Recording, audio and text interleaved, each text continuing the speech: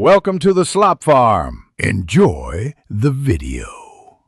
In this video, I will explain how to remove a Subaru STI engine. First, prioritize safety by disconnecting the 12-volt battery.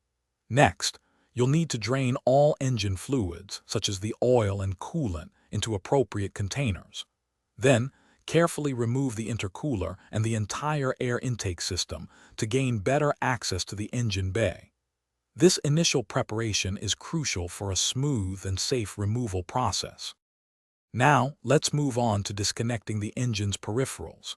Systematically detach all electrical connectors and wiring harnesses, ensuring you label them for easier reinstallation. Carefully disconnect the fuel lines and all vacuum hoses. Following this, you'll need to remove the exhaust downpipe and the catalytic converter, which are typically bolted to the turbocharger and chassis.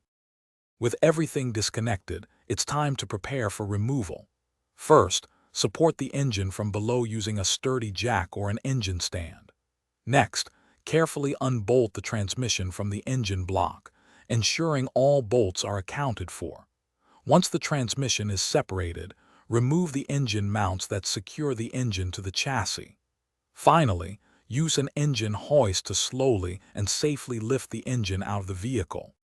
After the engine is out, perform a thorough inspection of the engine bay to ensure no components or tools were left behind. Securely store the removed engine on an appropriate engine stand to prevent damage and for future work.